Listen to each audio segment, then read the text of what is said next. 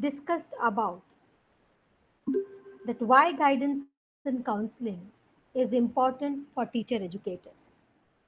We had also discussed about what is guidance, what is the nature of guidance, and what are the principles on which guidance is based. Today, we will be discussing about the concept of counseling. What is counseling?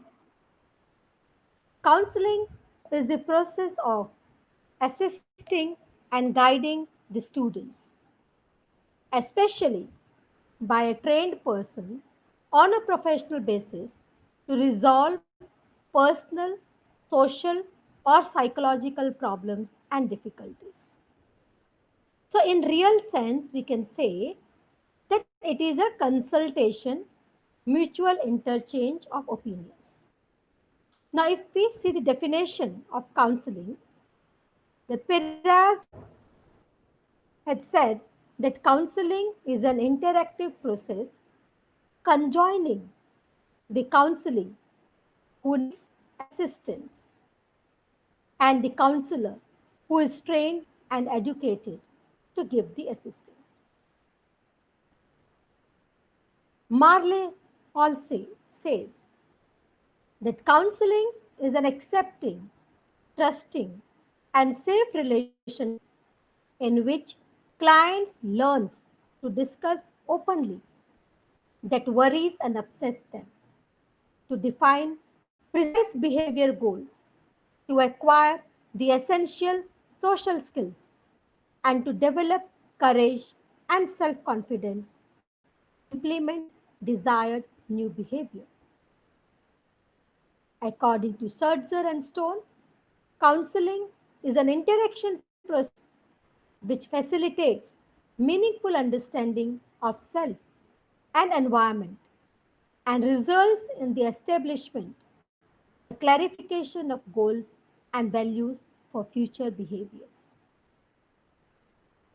Edwin Lewis says that counseling is a process by which a troubled person is helped to tell and behave in a more personally satisfying manner through interaction with an involved person who provides information and reaction which stimulate the client to develop behavior which enable him to deal more effectively with himself and his environment.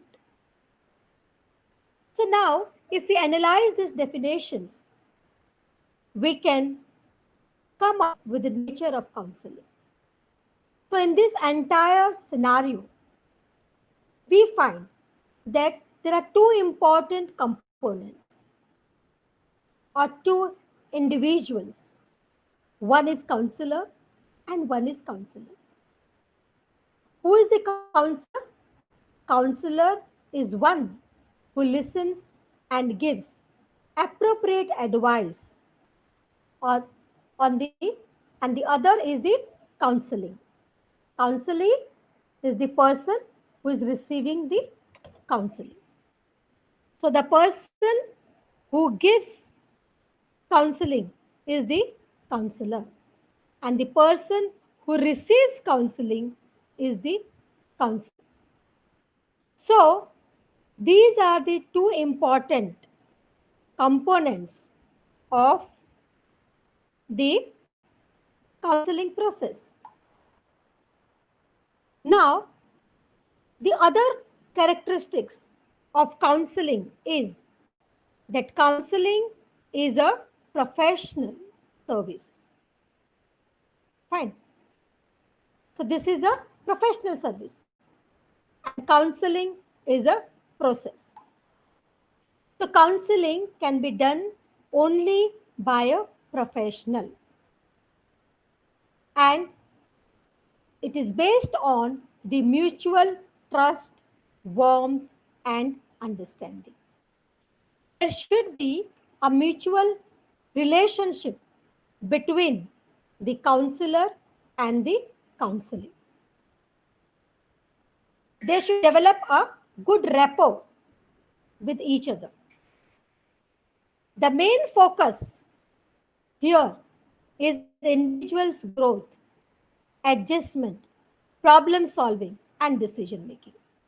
So, the two people, counselor and counseling, are coming in contact with each other to solve the problem of the counseling. And the focus is on individual's growth, adjustment, problem solving, and decision making. This is one to one helping relation. And in this, the important component is maintaining the confidentiality. So, because in counseling, you have to share the personal information with the counselor. And it is very important that you keep the things in confidence, that you are sharing it, you are not sharing that information with somebody else. So, confidentiality is a very important concept of this entire counseling process. Now, if you see the three basic elements of counseling, we saw that there is a counselee, there is a counselor. Counselee is the person who is desiring to be healed. He is the person who has come to you with some problem. And the counselor is the person who is helping him, who is the one who is going to take him out of his distress and problems. And the third important element is the negative experience. Now, why the counselee is having a problem? The counselee is faced with some problem because of some kind of negative experiences which he must have encountered in his life. Let us take example. The earthquake in Gujarat. The people who must have encountered that earthquake and who had seen losing their families during that time. So, they must be having some negative experiences and they must have got some kind of psychological issues with it. So, now whenever they will see the earthquake, maybe they have some kind of anxiety, maybe they are faced with some kind of fear. So, these kind of problems they might face. So, these negative experiences are to be understood to understand the entire problem or the root cause of problem of the individual. So, this counselor will try to understand what are those negative experiences which has caused the problem to the counseling. Suppose if he has some issue of depression, then why he went into the depression? What was the reason of causing the depression? What were those negative experiences of the people which has led to that kind of experiences? So, for the entire counseling, it is very important that three basic elements are being understood. That is the counseling, the counselor, and the negative experiences. So these negative experiences becomes the main cause for the counsel, for the problem. If somebody encounters an accident, suppose you saw an accident or you have experienced an accident, next time you will fear driving a vehicle. So the the counselor needs to go into the depth of that problem and counsel you and will give therapy and will make you understand that it doesn't mean that every time you will be facing this kind of experience. You should not leave driving because every time you will not encounter the that you will be facing an accident only. Now, what are the principles on which counseling is based. So these are the principles which one should keep in mind when you are giving the counseling. The number one is principle of acceptance. So according to this principle, each one should be accepted as an individual. We all have different strengths and uh, limitations. We all are different individuals. We all have our own psychological, social, economic, and cultural problems. So, when you are giving counseling, it is the duty of the counselor to accept the counseling in totality, accept him the way he is. So, that will help you in giving the proper counseling. The next principle is principle of respect. Each individual has to be respected. The feelings of the individual has to be respected. So this respect or respect of the feelings of an individual is an integral part of counseling. So unless and until you have respect for his feelings, for his thoughts, you will not be able to give him proper counseling. And the counseling will not be comfortable with you. So, if you want to develop that relationship of mutual trust and respect, then you need to respect his ideas, you need to respect his thoughts, you need to respect his feelings. Principle of thinking. So, here it is thinking with individual. Counseling emphasizes thinking with the individual. For whom you are thinking and why you are thinking. You should focus on that. So it is the role of the counselor to think about all the forces which are surrounding the student who has come for the counseling. You should think about the thought process which the student is going through. So there is very much, it is needed that you think with the individual who has come for the counseling. You have to work collectively with the client regarding his problem. So it is utmost importance that you are thinking with the individual. The next principle is principle of empathy.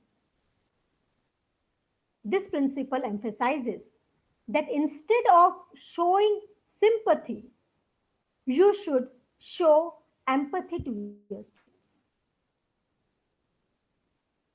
Empathy is putting yourself in the place of student. Put yourself in the student's shoes and then give reflection. Just giving suggestion is not okay. How you will feel had you been in the place of the student.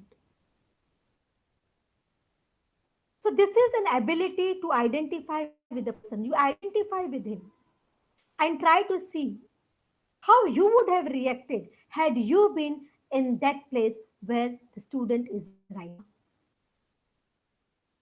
So show the empathy towards the student. So for giving a proper counseling, you need to show this empathy. Principle of confidentiality. We had seen earlier when we were talking about the concept of counseling that counseling is based on the mutual understanding and relationship of the counselor and counselee. The counselee will only share the problems with you only if he has that mutual trust with you. Only when you are promising him that all the information will be kept secret and you are not going to share the information with him, with anybody else. So the secrecy needs to be maintained when you are talking about the counseling. The information will not be shared by the counseling if it doesn't trust you, if it doesn't have that trust that you are going to keep it confidential. Principle of non emotional involvement. The counselor should keep in mind that he does not get emotionally involved with the student. So, when the student is sharing the problem with you, when the counselee is sharing the problem with the counselor should be very alert. He should not get carried away with his feelings. He should not get emotionally involved with the counseling. Why? Because if he gets emotionally involved, then it might so happen that he do not give the logical reasoning to it. He may not be able to reason out things. He may lose the reasoning power or logically. So if you want uh, to be a good counselor, or if you want to give a counseling to the student, this is one of the important principles, that be non-emotional, so that your biasness doesn't come in between, so that you are rationally thinking. Otherwise, the rationality will be lost if you become the emotional person. So to be a rational person, the emotions should be kept outside. So these are the principles on which counseling is based. That is principle of acceptance, principle of respect, principle of thinking with individual, principle of empathy, principle of confidentiality, and principle of being non-emotional. Now let us see what is the difference between guidance and counseling. Now if you understand and you recall what we had discussed about guidance and counseling, we can now say that guidance is broader. It is more generalized term than counseling. Guidance is including counseling. So we can say now, as guidance is broader and guidance includes counseling, we can say that all counseling is guidance in a way. But all guidance is not counseling. I repeat, all counseling can be considered as guidance. All guidance cannot be considered as counseling. Guidance is preventive in nature, whereas counseling is curative. To explain this, now one might take guidance before they choose any career. You can prevent the mishappening. Fine. So you take a guidance that which career should I choose? Which field should I choose? And you go to a career guidance. So you can prevent the mishap later on. If I give you an example, I have two niece in my house, and they both completed their engineering. They are twins. And after completing their engineering, one day I asked them, what are your future plans? Now, what are you going to do? And they simply said that after completing graduation, after completing engineering, in these 4 years, we just realized that this is not the field which is fit for us. We realized that we are in a wrong profession. But now, nothing can be done. But this could have been prevented, provided they would have gone for career guidance, provided they would have found out their interest, their aptitude, and their abilities. That could have been prevented. So, guidance is preventive in nature, but counseling is curative. You will not go to a psychologist and say, I want to prevent depression, I want to prevent anxiety, so help me out. No. You will go to a counselor only when you have the symptom of depression, only when you have symptom of anxiety, only when you are faced with some kind of psychological problems. So that is curative in nature. You will go there to cure, to find out the solution to the problem which you are facing. So guidance will help an individual in making the best decisions and choices in life, whereas counseling helps in changing their perspective. So when you are giving a guidance, you are basically making the person capable to take the best decision. You are enabling him to make the proper choices in life. What you want to do, which area you want to focus. So we have enabled him. We have made him aware about his strengths and weaknesses. And we have brought him to that stage that now he can make his own decisions and make his own choices. So guidance basically talks about this. But when we talk about counseling, counseling is helping in changing the perspective. So as I gave you the example that if you have encountered a accident, now you develop a fear, a phobia, and you stop driving. And through counseling sessions, through the therapists, the counselor now tells you that you should not fear about it. It was just mere chance. It was just a mistake of the other person that you met with an accident. It doesn't mean that every time you will drive and there will be an accident. So you are changing their perspectives. If a person is depressed and if he thinks that life is meaningless, there is no point in living life, nothing is left, and you have lost everything. Suppose if a student fails and he thinks that now my career is spoiled, I failed in 12th, I can't do anything.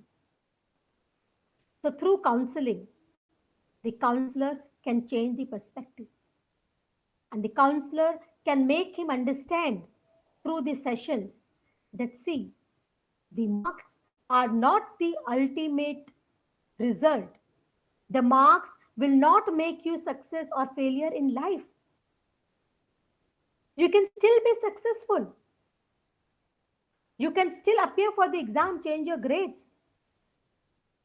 Maybe if this is not suitable to you, you shift to a field which is of your interest. This is not the end of the road. It is just merely a marks. It is just merely an exam. And you can always reappear for the exam and you can improve your scores. So you can change the perspective and make him think that life is worth living. This is not the end of the road, maybe it's the beginning of the road.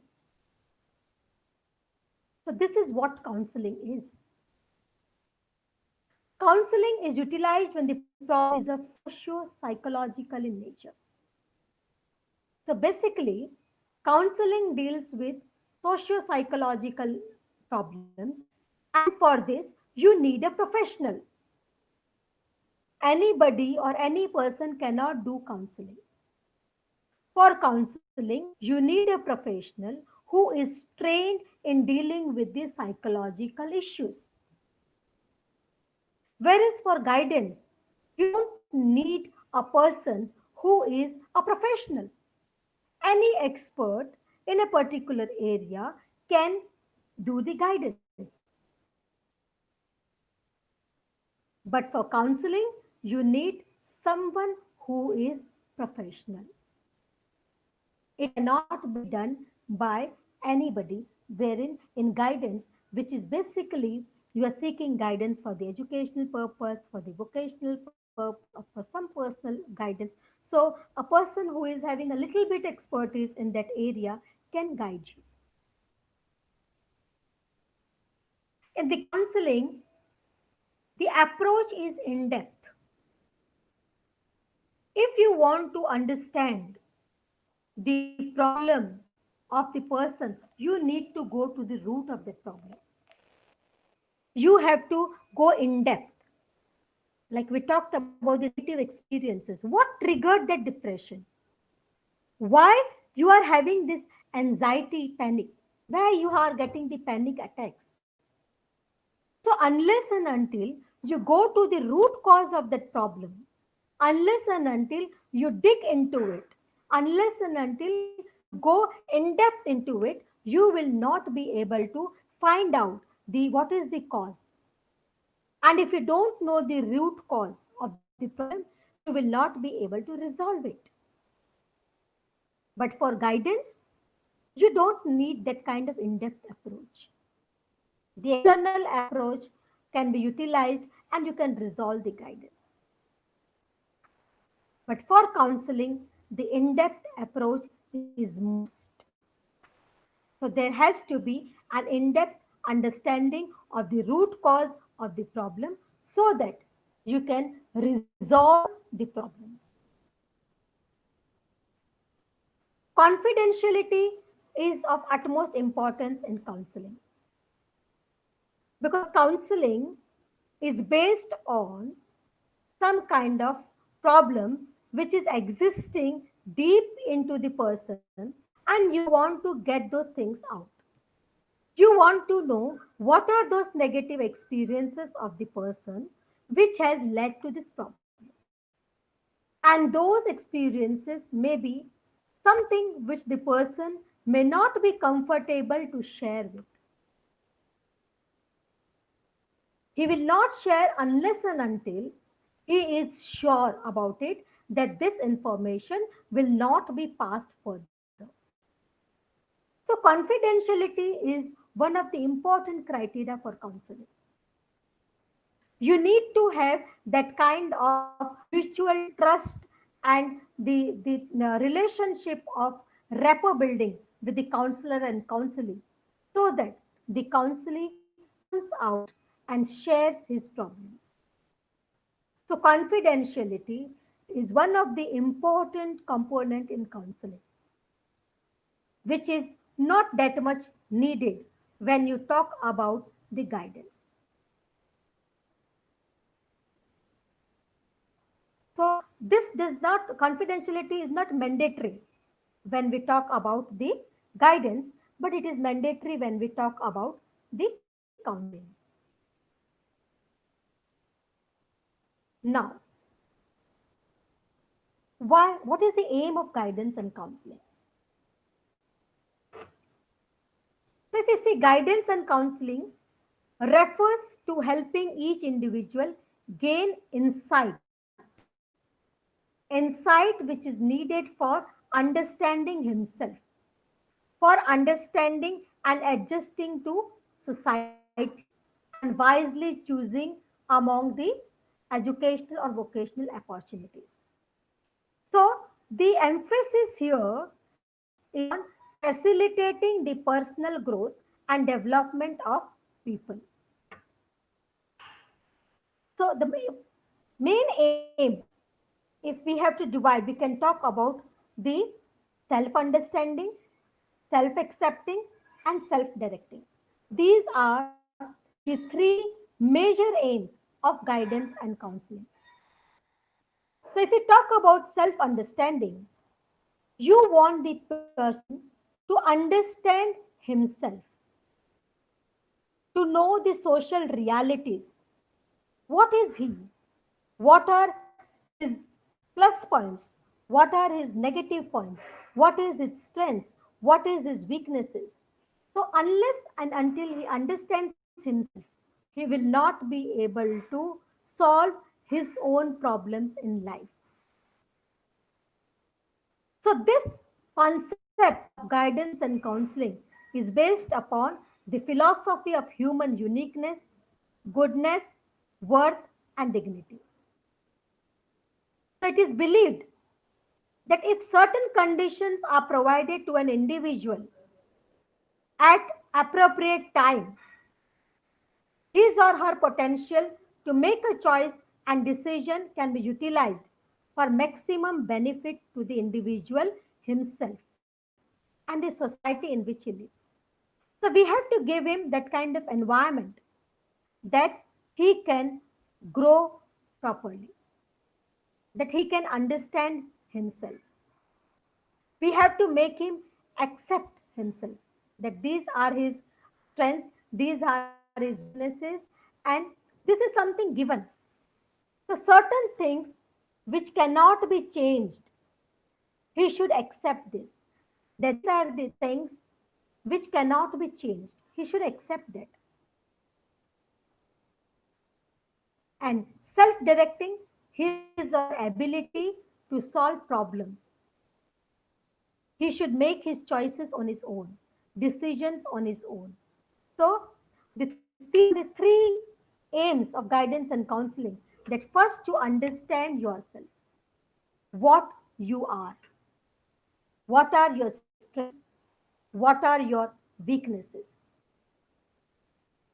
that self understanding, what are your needs, what are your abilities, what are your potentials, and what are your limitations. Understand the situations in which you are born, the family, the school, the peer group, the community, and have this when you understand yourself and when you understand the situations in which you are brought, these all things will lead to now self realization, self direction, self acceptance, and self understanding. So now you know about yourself. You are clear about your potentials. You develop self direction. You are able to take your decisions on your own. You can choose. You can do decision making. You develop self acceptance. You accept that these are my limitations and I cannot change it. If somebody is handicapped and have some kind of deformities, he cannot cry throughout his life that, I'm not able to do this. Because these things cannot be changed. You are born like this and you have to stay like this. So, when you understand your potentials and limitations, then you will develop this self acceptance that this is something with which I have to live. And you have your self understanding. You understand clearly that where you are placed, what are your potentials. So, understanding self, that is your needs, abilities, potentials, and limitations. Understanding the situations in which you are, your family, school, peer group, and community, together will lead to self realization, self direction, self acceptance, and self understanding. So, with this, I'll stop today's video. And if I have to recap, in today's video, we had discussed about the concept of counseling. What is counseling? The three basic elements of counseling, that is the counselor negative experiences. What are the major components of counseling and what is the nature of counseling, which has emerged from the definition, the principles of counseling on which the counseling has to be based, and what is the difference between guidance and counseling. And towards the end, we discussed aims of guidance and counseling. So, in the next video, we will, that will be my last video, we will continue with the other aspects. So, with this, I stop my today's presentation.